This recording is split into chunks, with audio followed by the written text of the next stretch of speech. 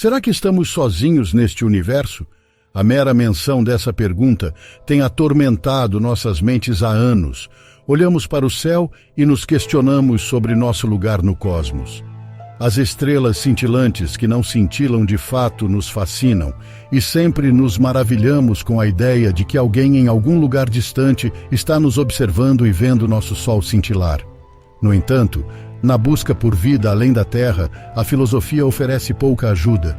E como não temos meio de entrar em contato com eles, só podemos disparar no escuro e esperar que eles entrem em contato conosco. Mas e se eles já tiverem feito isso? E se já tivermos encontrado vida fora da Terra, mas na forma microbiana? Será que negligenciamos assinaturas alienígenas e mensagens de rádio ainda muito complexas para nós compreendermos e dar sentido? Hoje, vamos examinar os muitos indícios que surgiram ao longo dos anos apontando para a existência de vida além da Terra. Estas são as descobertas mais debatidas e indicativas de vida alienígena. Vamos ser breves e precisos.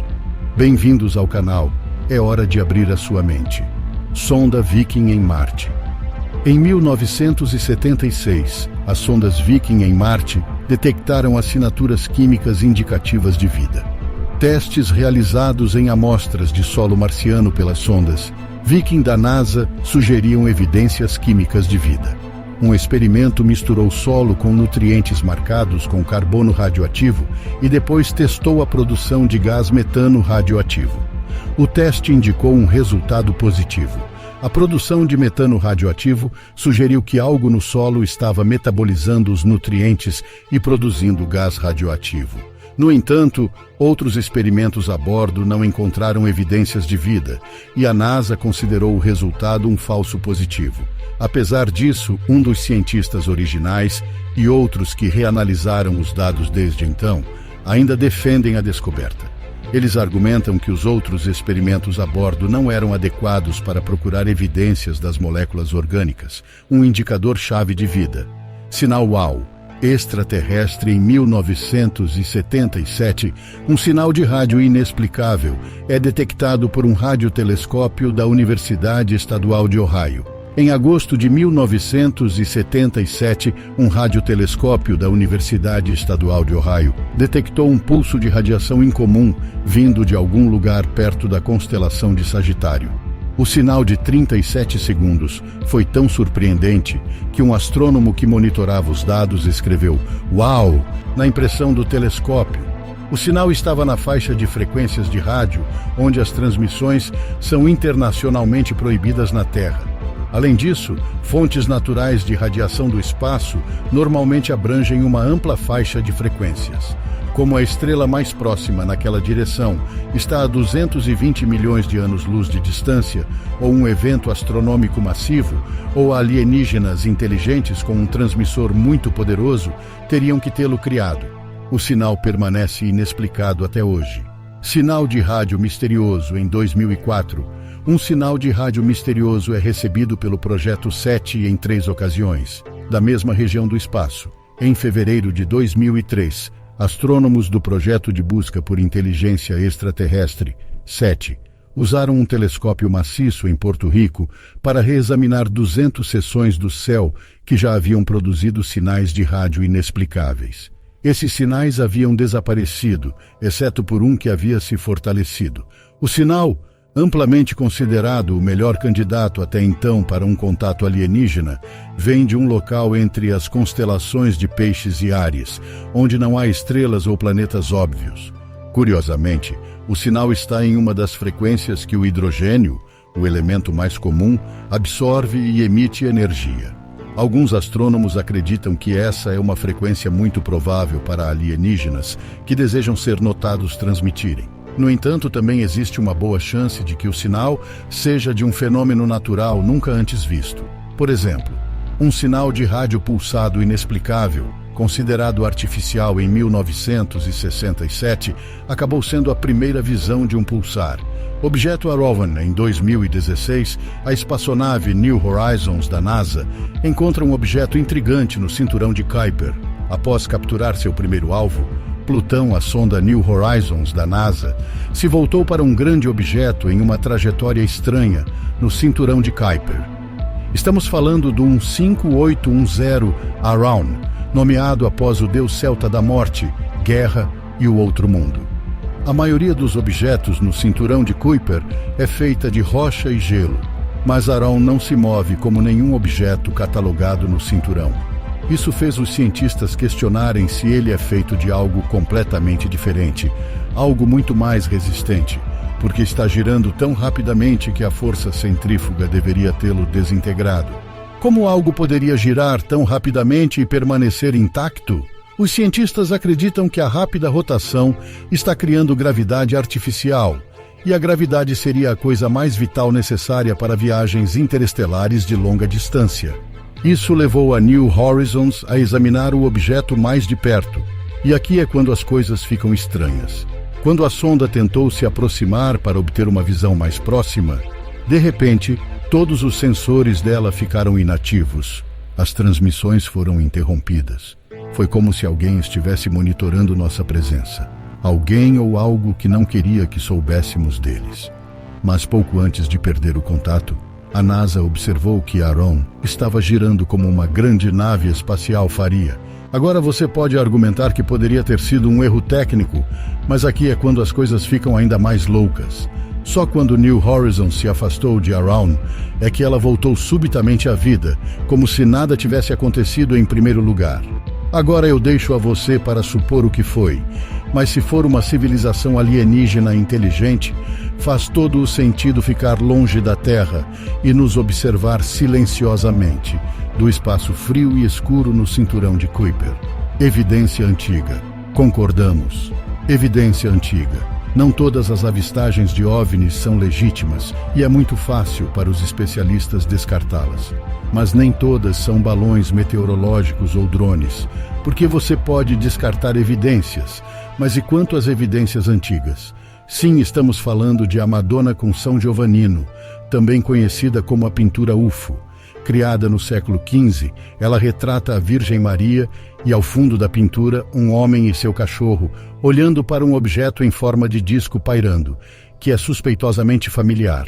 E esta não é a única obra de arte que mostra essas formas de disco misteriosas.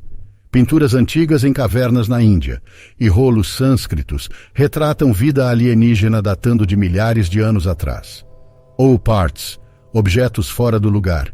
Um O-part, objeto fora do lugar, é um termo aplicado a dezenas de objetos pré-históricos encontrados em vários lugares ao redor do mundo que, dada a sua tecnologia, estão completamente em desacordo com a idade determinada com base em evidências físicas, químicas ou geológicas. O-parts muitas vezes são frustrantes para o mundo científico e um deleite para investigadores aventureiros e pessoas interessadas em teorias científicas alternativas.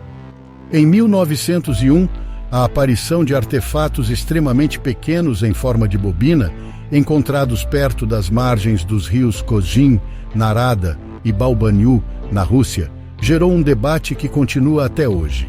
Essas bobinas fabricadas foram inicialmente descobertas durante pesquisas geológicas, associadas à extração de ouro nas montanhas Urais.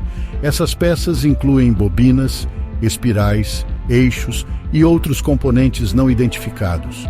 O que é tão misterioso sobre esses artefatos é que eles foram encontrados a uma profundidade entre 13 e 12 metros, em um estrato geológico com idade entre 20.000 e 318.000 anos.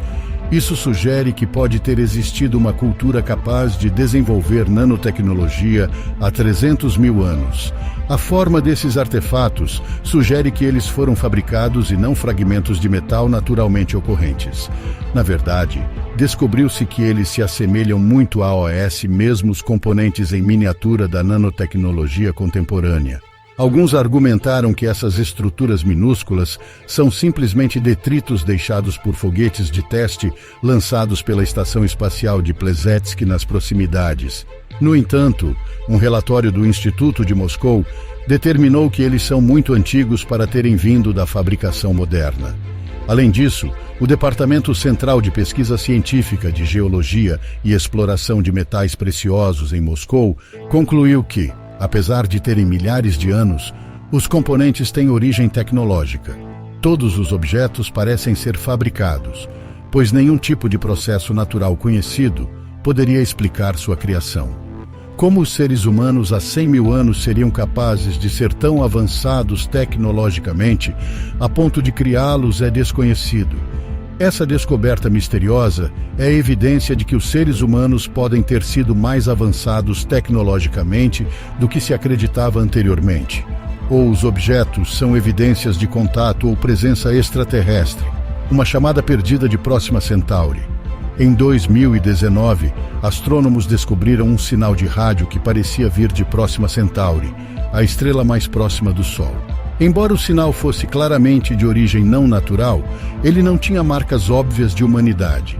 Os cientistas o nomearam de Candidato 1 da Busca por Avanço, ou BLC-1, após a detecção do Projeto Avançado de Busca por Inteligência Extraterrestre. O que é fascinante sobre esse sinal é que ele tinha quase todas as características que esperamos de uma tecnassinatura, ou seja, evidência do uso de tecnologia. Isso não é pouca coisa. Existem várias maneiras pelas quais as pesquisas de rádio verificam se um sinal realmente poderia ter vindo de uma civilização alienígena. E o BLC-1 foi o único que preencheu todas as caixas mais importantes. No entanto, quando os astrônomos tentaram observar Próxima Centauri novamente em 2020, exatamente 2 anos após a detecção original, o BLC-1 havia desaparecido. Eles concluíram que o sinal poderia, afinal, ter sido uma anomalia humana, mas ainda não estamos certos. E não nos esqueçamos, Próxima B está na zona habitável de sua estrela, uma fileira de OVNIs. Ver um OVNIs é empolgante, talvez intoxicante até. Mas o que você diria sobre uma fileira de OVNIs estacionados? O astronauta Gordon Cooper, que voou tanto na Mercury 9 quanto na Gemini 5, afirma ter visto um comboio inteiro de OVNIs durante seu tempo na Força Aérea. Curiosamente, 10 anos depois, ele se deparou com algo muito semelhante. Em 1963, durante uma jornada solo ao redor da Terra, quando estava terminando sua viagem de 22 órbitas, ele viu um objeto verde brilhante se aproximando de sua cápsula Mercury. A cena foi captada no radar pela estação de rastreamento em Mutchea, na Austrália, o que a torna bastante extraordinária e muito crível. Quando ele descreveu o incidente às Nações Unidas, ele disse que esses veículos extraterrestres e suas tripulações estavam visitando de outros planetas. Ele disse que, embora a maioria dos astronautas seja relutante em discutir OVNIs, em 1951, ele teve o privilégio de ver vários OVNIs de tamanhos diferentes voando em formação de caça, na direção geral de leste a oeste sobre a Europa. Estamos sendo observados. Estacionamento de OVNIs.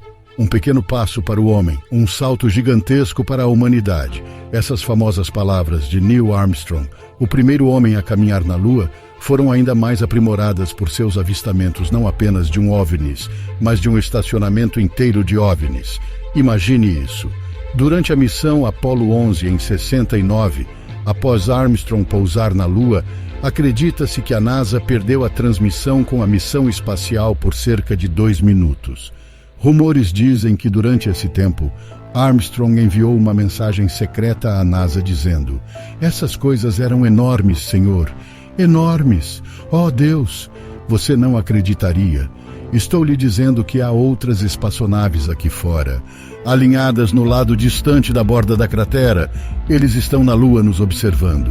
Embora existam várias histórias sobre Armstrong e seu primeiro pouso lunar, ele mesmo é bastante reservado e reticente sobre suas experiências.